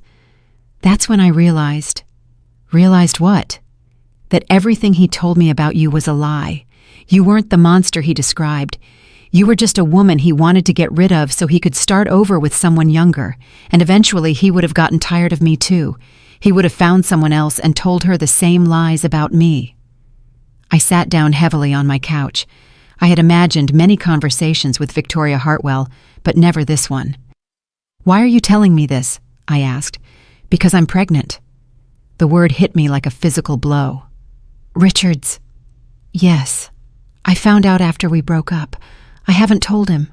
I don't know if I should." "What are you going to do?" "I'm keeping the baby, but I'm not sure I want Richard in our lives, not after everything I've learned about him." Victoria's voice cracked. "Mrs. Chen, I know I have no right to ask you for anything, but I'm scared. I'm alone, and you're the only person who truly understands what kind of man he is." I closed my eyes. Part of me wanted to hang up, to never think about Victoria Hartwell again. She was the other woman. She was the reason my marriage ended.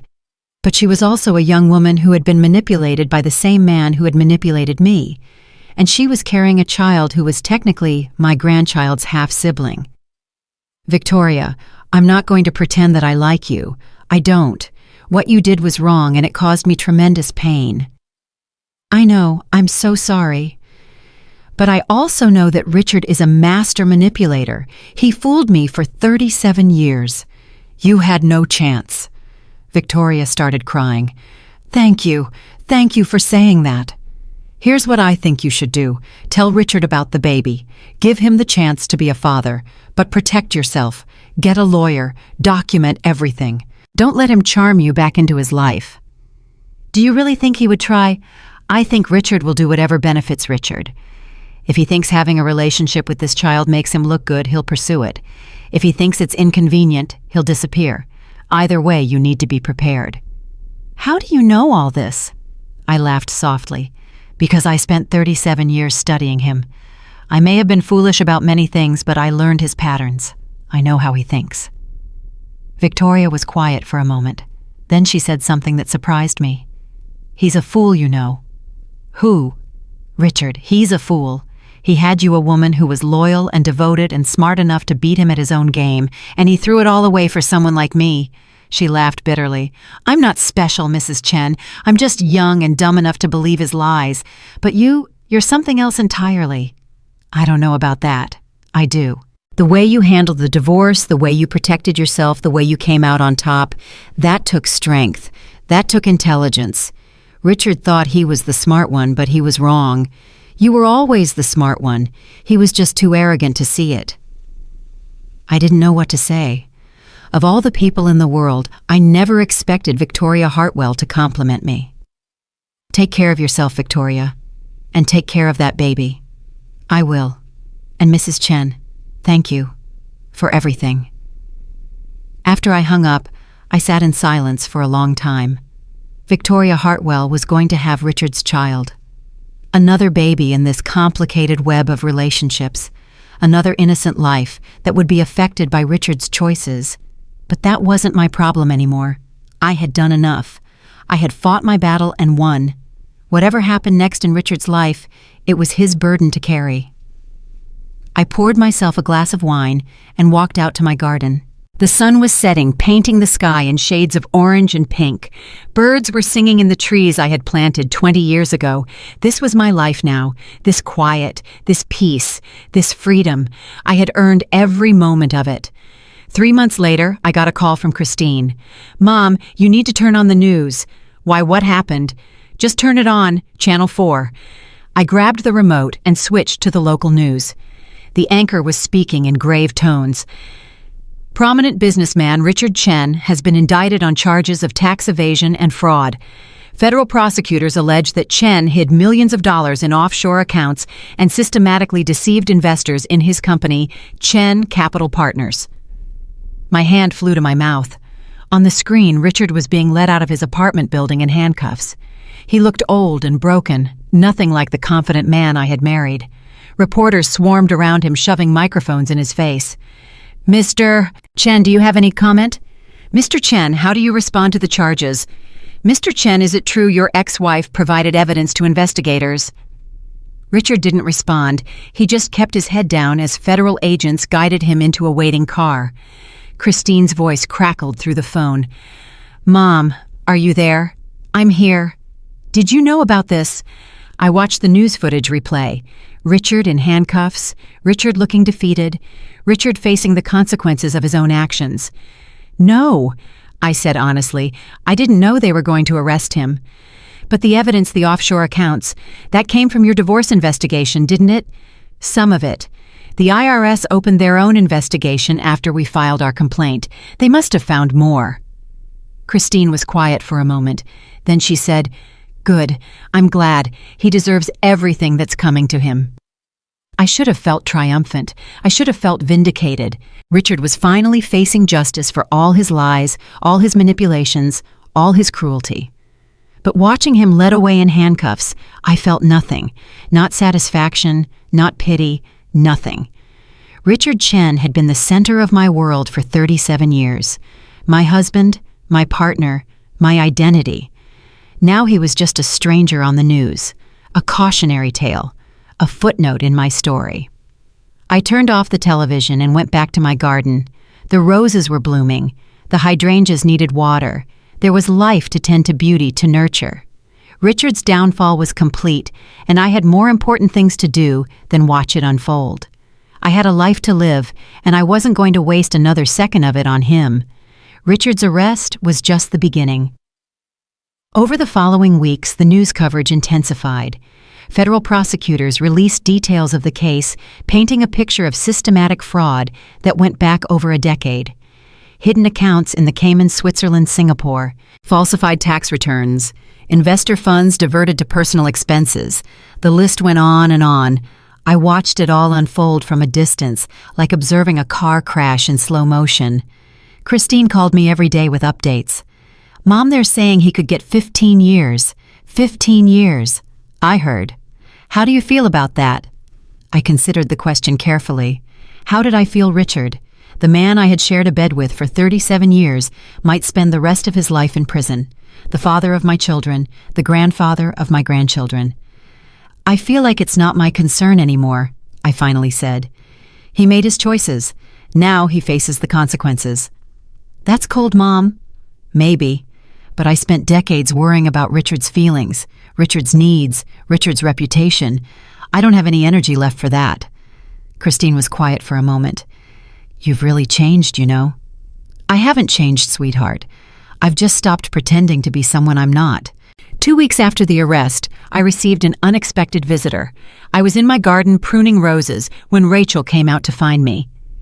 "Mrs. Chen, there's someone at the door. She says her name is Helen Chen." Helen. Richard's mother. I hadn't spoken to Helen in months. She had sided with her son during the divorce, calling me ungrateful and vindictive. The last time we talked, she told me I was destroying her family. "Should I send her away?" Rachel asked. I pulled off my gardening gloves. "No, I'll see her." Helen was standing in my foyer when I walked in. She looked 10 years older than the last time I saw her.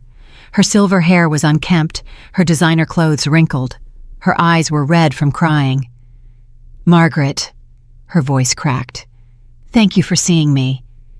"What do you want, Helen?" "I came to apologize." I crossed my arms.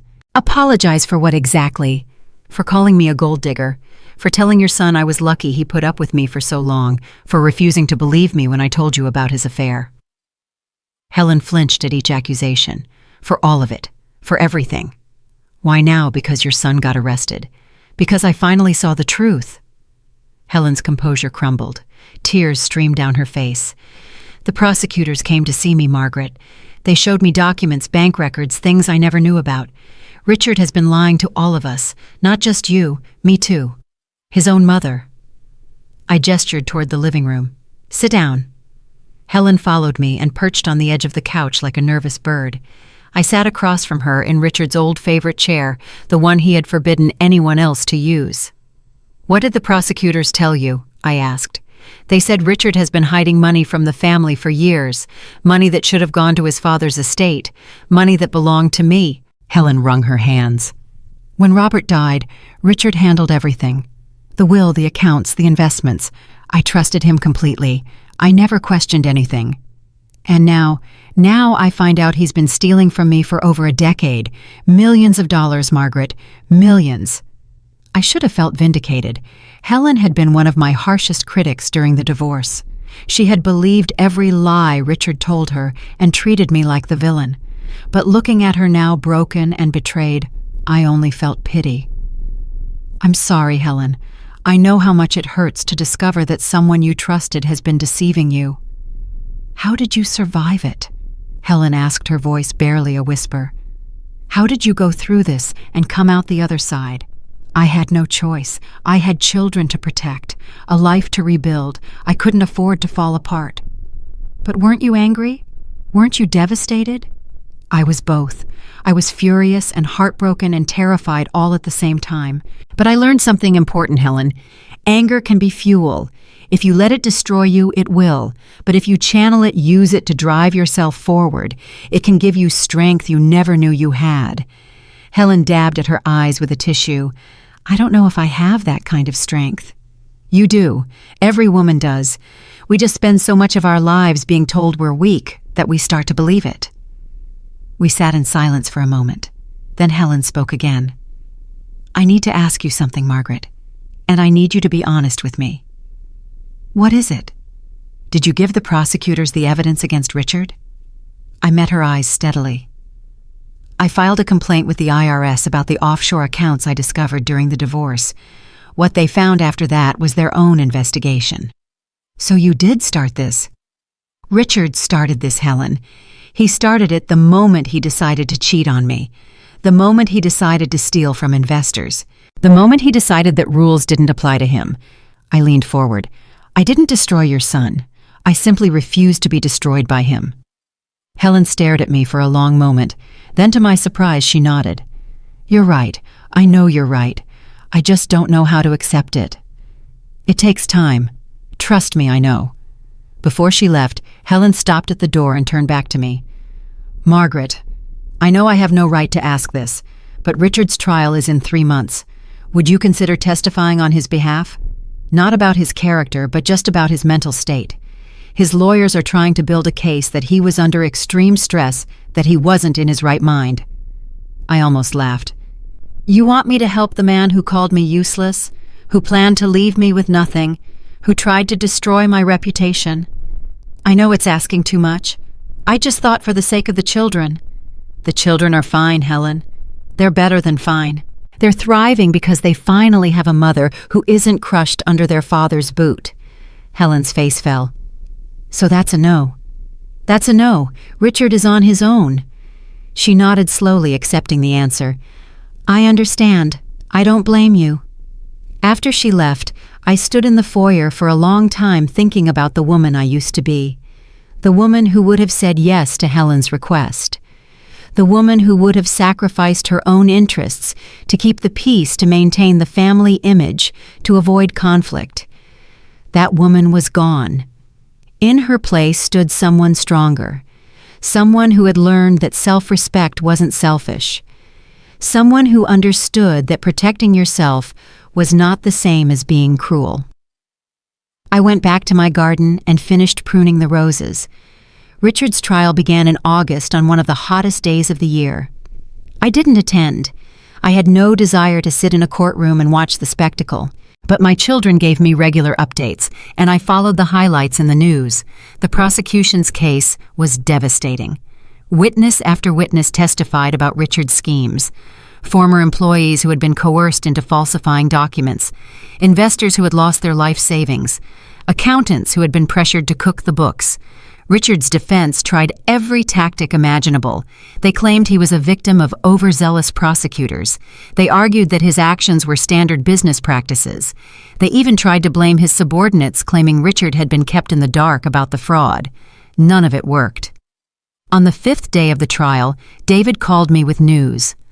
Mom, Victoria Hartwell is testifying today. Victoria, why? Apparently, she's a witness for the prosecution. She has information about money Richard gave her during their relationship, money that came from investor funds.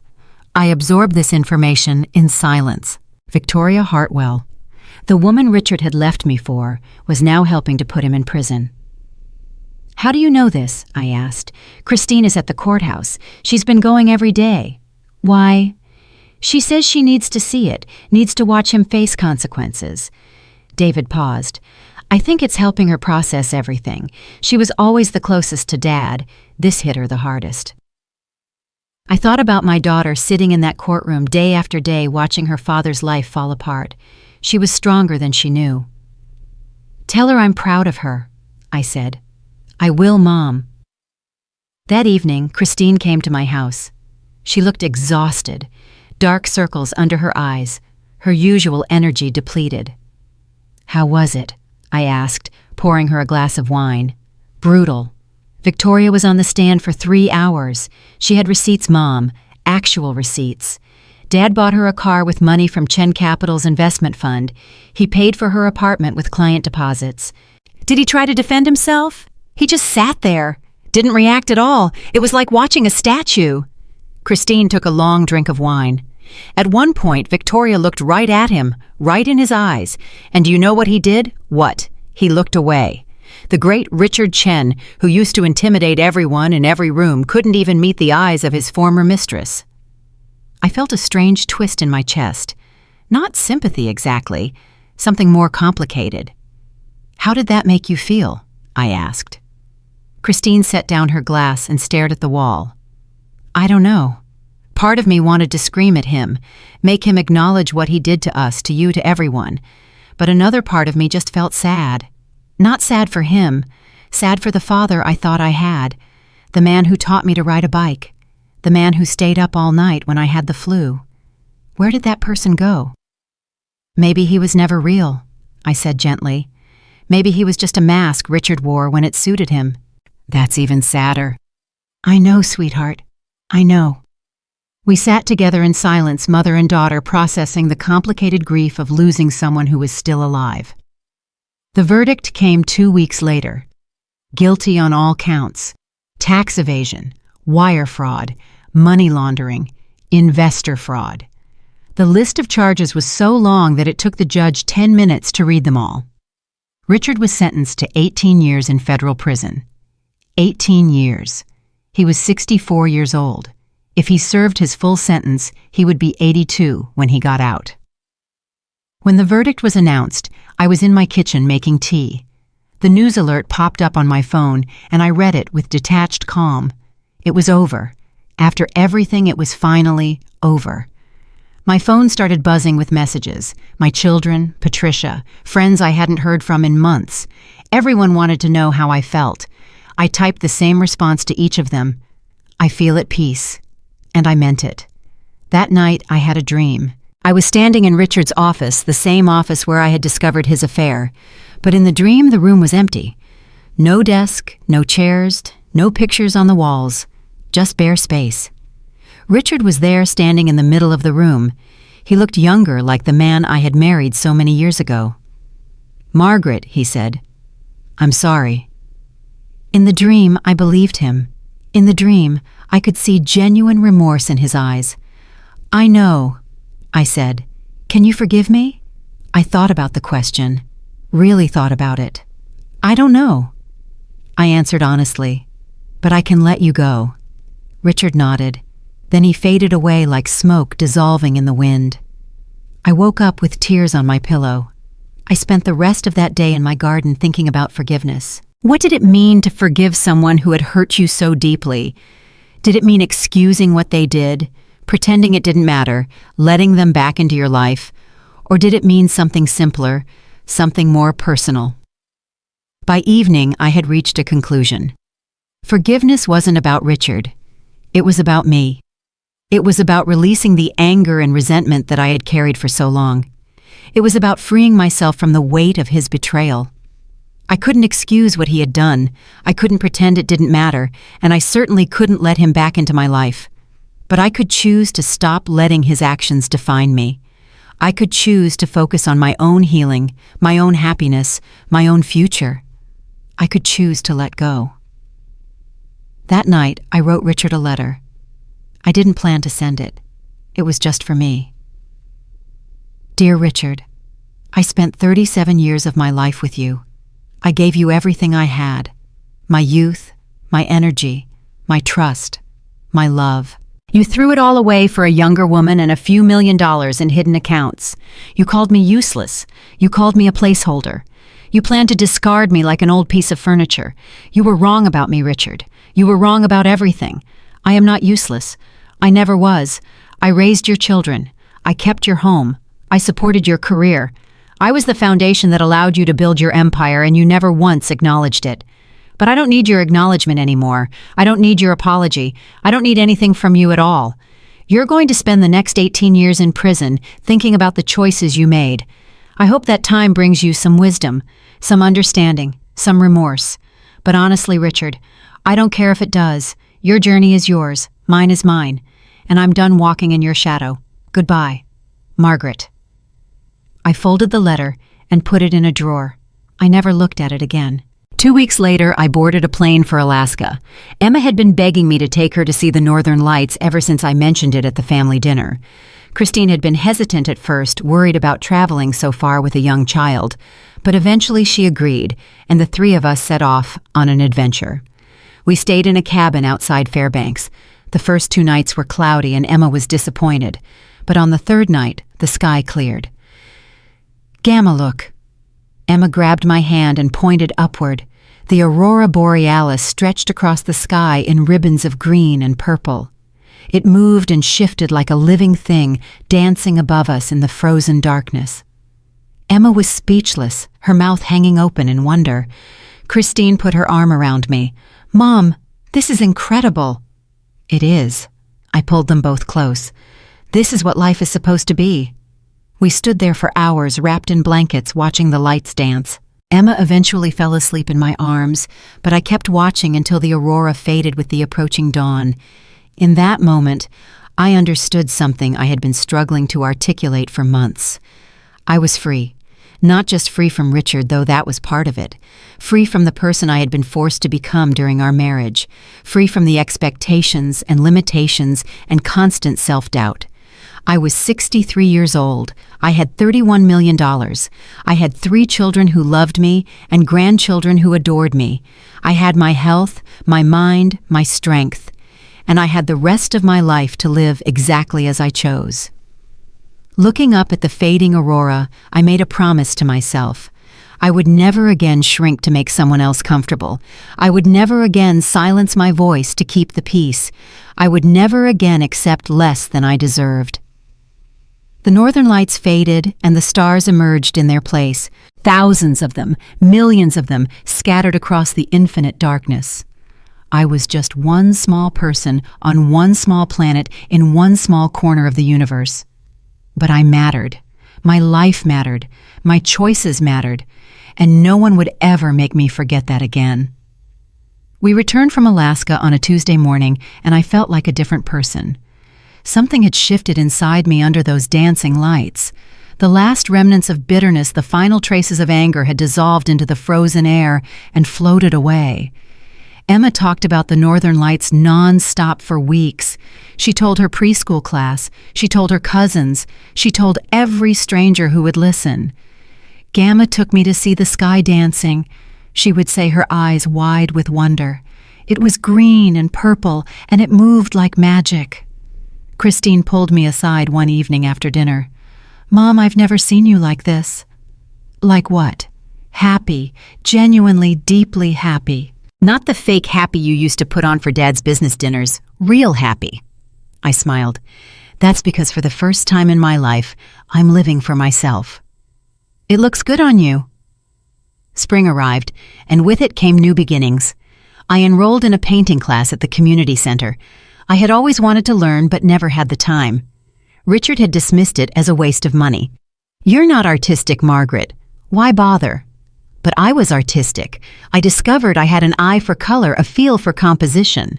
My teacher, a retired professor named Grace, told me I had natural talent. "You've been hiding this your whole life," she said, examining my first landscape. "What took you so long?" "I was too busy being someone else's wife." Grace nodded knowingly. "I understand. I was married for 25 years to a man who thought my art was a hobby. After he left, I finally became the painter I was meant to be." "Do you regret the years you lost?"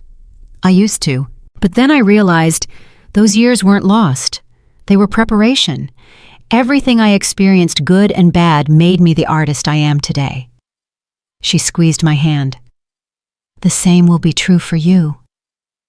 I thought about her words constantly. Preparation. All those decades of suffering, of shrinking, of silence. Were they really just preparation for this new chapter? Maybe they were. Maybe everything I had been through had forged me into someone strong enough to embrace this second chance. In April, I received a letter from the federal prison where Richard was serving his sentence. The return address made my heart skip, but I forced myself to open it. "Dear Margaret, I know you probably don't want to hear from me. I wouldn't blame you if you threw this letter away without reading it, but I need to say some things, and this is the only way I can. I'm sorry. I know those words mean nothing after everything I did, but they're true. I'm sorry for the affair. I'm sorry for the lies. I'm sorry for the way I treated you. I've had a lot of time to think in here, too much time, and I've realized that I destroyed the best thing that ever happened to me. You were a good wife, Margaret, a good mother, a good person, and I was too arrogant, too selfish, too blind to see it. I don't expect your forgiveness. I don't deserve it. But I wanted you to know that I finally understand what I lost. Richard." I read the letter 3 times. Then I set it down and walked to my garden. The roses were blooming red and pink and white. The hydrangeas were starting to bud. Life was pushing up through the earth, determined and unstoppable. Did I believe Richard's apology? Part of me wanted to. Part of me wanted to believe that somewhere inside that selfish, manipulative man was genuine remorse, but another part of me, the wiser part, knew better. Richard was sorry because he got caught. He was sorry because he was sitting in a prison cell instead of a corner office. He was sorry because his life had fallen apart, and he had no one left to blame but himself. That wasn't real remorse. That was self-pity wearing a mask. I went back inside and wrote a response. "Richard, I received your letter. I'm not throwing it away, and I'm not ignoring it. But I'm also not accepting your apology. You say you're sorry for the affair, the lies, the way you treated me. But you're only sorry now that you're facing consequences. For 37 years you had the chance to treat me with respect, with kindness, with love. You chose not to. I don't hate you. Hate requires energy, and I'd rather spend my energy on people and things that bring me joy. But I also don't forgive you. Forgiveness is for people who are genuinely changed, and I don't believe you are. I hope your time in prison brings you some clarity. I hope you use these years to become a better person. But that's your journey, not mine. Please don't write to me again. Margaret. I mailed the letter the next morning and never looked back. Summer brought visitors. David flew in from Boston with news. Mom, I've been offered a position at Yale New Haven Hospital, chief of surgery. David, that's wonderful. It means moving back to Connecticut, being closer to you and Christine and everyone. I hugged him tightly. I couldn't be happier. Michael and Jennifer brought the twins for a week in July. The boys were 7 now, full of energy and mischief. They turned my quiet house into a playground, and I loved every minute of it.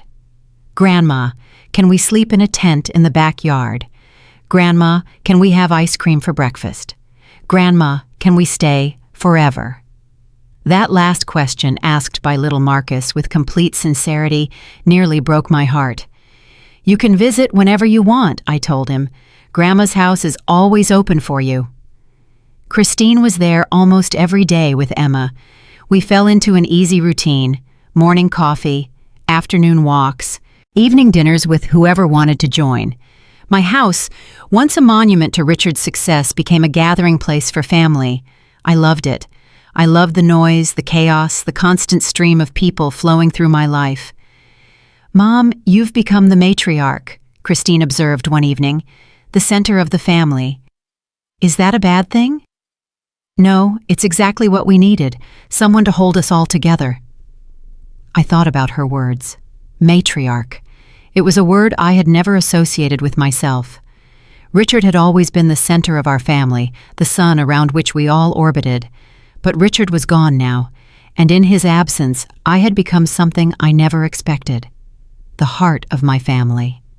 In September, I got a phone call that changed everything again. Mrs. Chen, this is Dr. Patterson from Greenwich Hospital. I'm calling about your recent mammogram. My blood ran cold. Yes, we found something we'd like to take a closer look at. It's probably nothing, but we recommend a biopsy just to be safe. Can you come in tomorrow morning? I hung up the phone and stood frozen in my kitchen. The word biopsy echoed in my mind. Probably nothing. Just to be safe. I had heard those words before, 20 years ago when my mother was diagnosed with breast cancer. She had died within 18 months. I didn't tell anyone about the appointment. Not my children, not Patricia, not anyone. I drove myself to the hospital the next morning and sat in the waiting room with a dozen other women, all of us united by fear. The biopsy was quick, but uncomfortable. The doctor told me results would take 3 to 5 days. Those were the longest 5 days of my life. I went through the motions, painted in my studio, tended my garden, had dinner with Christine and Emma. But underneath the surface, terror was gnawing at my insides. What if it was cancer? What if after everything I had been through, after finally finding happiness, my own body was going to betray me? On the 4th day, I couldn't stand it anymore. I called Christine. Sweetheart, can you come over? I need to talk to you. She was at my door in 20 minutes. Mom, what's wrong?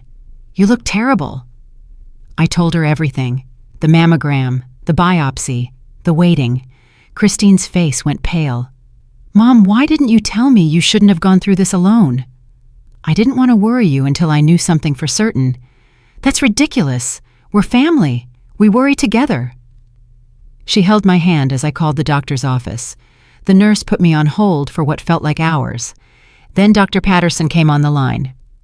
Mrs. Chen, I have good news. The biopsy came back benign. It's just a cyst. Nothing to worry about. I burst into tears. Christine grabbed the phone from my hand.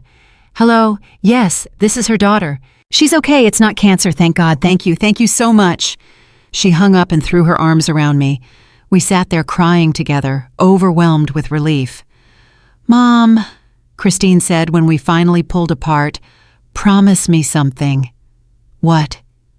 Promise me you'll never go through something like this alone again. I don't care if it's a hangnail or a heart attack. You call me, you tell me, we face it together. I promise. Good. She wiped her eyes. Now I'm going to call my brothers and tell them what happened. Christine, no, there's no need to worry them. Too late. Family shares everything, remember. You taught me that. Within an hour, all 3 of my children were at my house. David had left a meeting. Michael had driven up from New York. They surrounded me with love and concern and gentle scolding. "Mom, you can't keep things like this from us," Michael said. "I know, I'm sorry." "We almost lost you once," David added. "When Dad left, when everything fell apart, you were so broken. We can't watch you go through hard things alone anymore." "I understand. I won't shut you out again." Christine squeezed my hand. "We love you, Mom, all of us, and we need you around for a long time." I looked at my 3 children gathered around me in my living room. My babies now grown adults with families of their own.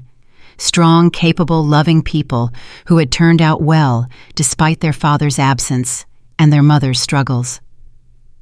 "I love you too," I said. "All of you.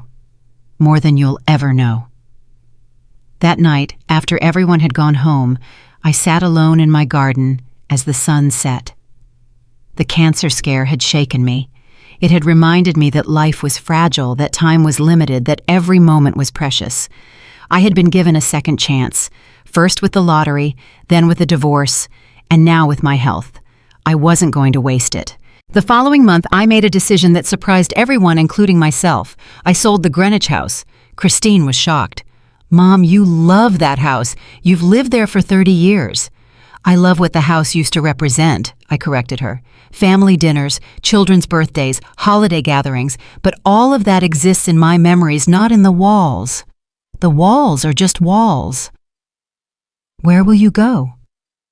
"I bought a townhouse in New Haven, close to David in the hospital, close enough to visit you and Emma whenever I want, small enough that I won't rattle around alone." "Are you sure about this?" "I've never been more sure of anything." The move happened in November. I donated most of the furniture, all those expensive pieces that Richard had chosen to impress his colleagues. I kept only the things that mattered to me. Photo albums, my mother's china, the rocking chair where I had nursed all 3 of my babies. Everything else could go. My new townhouse was light and airy with big windows that let in the sun. I decorated it myself, choosing colors and fabrics that made me happy. Bright blues and warm yellows, soft textures and comfortable furniture. It looked nothing like the house I had shared with Richard. It looked like me. On Christmas Eve, I hosted my first holiday in the new place. All 3 of my children came along with their spouses and children. The townhouse was packed, every room overflowing with people and noise and love. Emma helped me make cookies. The twins played video games in the living room. David's wife Rebecca, pregnant with their first child, sat with her feet up while everyone fussed over her. At one point, I stepped back and just watched. My family. My beautiful, imperfect, wonderful family. We had survived. More than survived. We had thrived. Christine found me standing in the doorway, observing the chaos. "Penny, for your thoughts. I was just thinking about how different this is from last Christmas. When you were staying at my house in the middle of the divorce. Yes, I didn't know if I would ever feel happy again. I didn't know if our family would survive. And now," I smiled at my daughter, "now I know that we're stronger than any challenge that comes our way, because we have each other." Christine hugged me. "Merry Christmas, Mom. Merry Christmas, sweetheart." Later that night, after everyone had gone home and the house was quiet, I poured myself a glass of wine and sat by the window. Snow was falling softly, blanketing the world in white. I thought about the journey that had brought me here. The lottery ticket, the affair, the divorce, the trial, the cancer scare, all of it. If someone had told me 2 years ago that I would end up here happy and whole and surrounded by love, I wouldn't have believed them. I was too deep in the darkness to see any light. But the light had found me anyway. My phone buzzed. A text from David. "Mom, Rebecca felt the baby kick for the first time tonight. We're calling her Margaret after her grandmother." Tears streamed down my face as I typed my response. "That's the best Christmas present I've ever received. I love you." "We love you too, Mom. More than you know." I set down my phone and looked out at the falling snow. 2 years ago, I had won $50 million and discovered my husband's betrayal on the same day. I had thought my life was over. I was wrong. My life was just beginning. I am 64 years old now. I have a family that loves me. I have a home that feels like mine. I have health, wealth, freedom, and peace. I have everything I never knew I needed. Some people say that money can't buy happiness. They're right. Money didn't buy my happiness. Courage did. Strength did. The willingness to walk away from everything I knew and build something new. The lottery ticket gave me options, but I gave myself a future. If you're listening to this story and you're in a situation that feels hopeless, I want you to know something. You are stronger than you think. You have more power than you believe. And no matter how dark things seem, there is light on the other side. You just have to be brave enough to reach for it. My name is Margaret Chen. I won $50 million on the worst day of my life, and it was the best thing that ever happened to me. Thank you for listening to my story. Drop a comment and tell me which city you're watching from. I want to know how far my words have traveled. And remember, it's never too late to start over. It's never too late to choose yourself. It's never too late to find your own happy ending. This is mine.